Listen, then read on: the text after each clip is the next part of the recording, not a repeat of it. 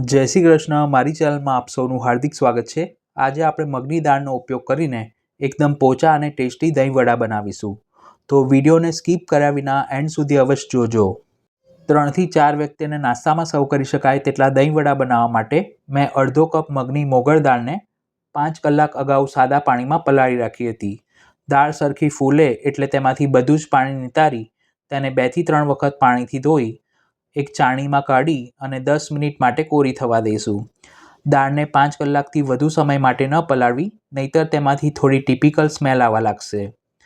પછી તેને એક મોટા મિક્સર જારમાં કાઢી તેમાં તીખાશ માટે 2 થી 3 નંગ સમારેલા લીલા મરચાં અને 1 ઇંચ છોલીને સમારેલું આદું ઉમેરીશું.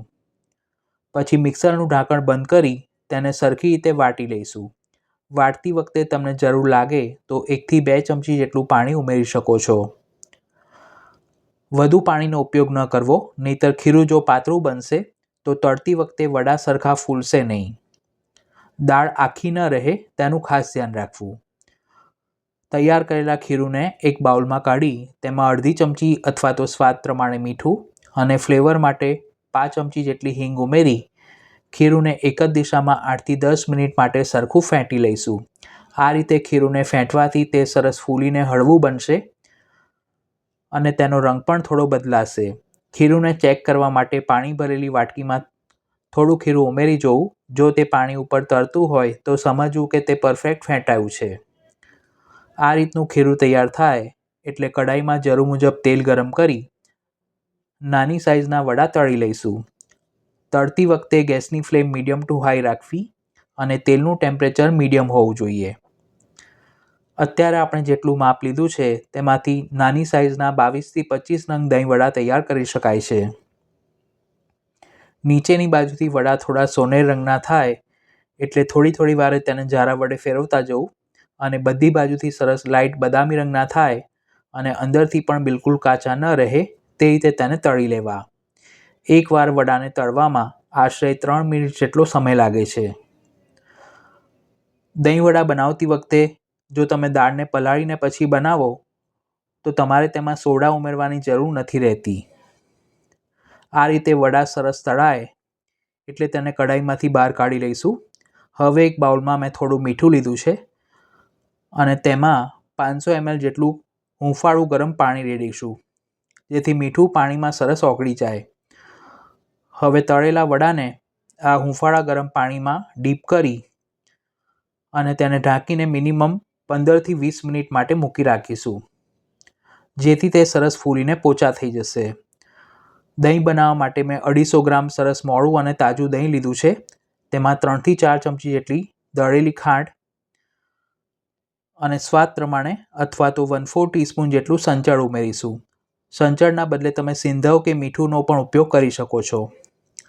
હવે બીટર વડે દહીંને સરખું ફેંટી લઈશું, જેથી તેના બિલકુલ પણ ગાંઠા ન રહે.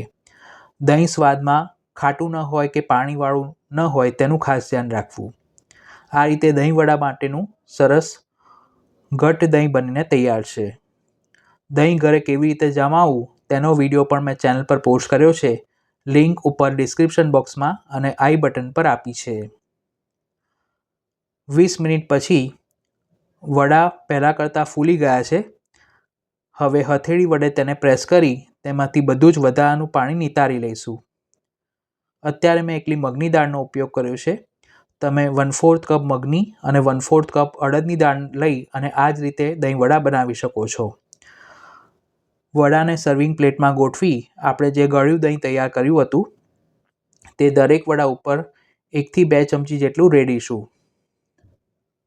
આ સિવાય પણ બીજા ઘણા બધા પ્રકારના દહીં વડા મેં ચેનલ પર પોસ્ટ કર્યા છે, જેના પ્લેલિસ્ટની લિંક ઉપર આઈ બટન પર અને ડિસ્ક્રિપ્શન બોક્સમાં આપી છે.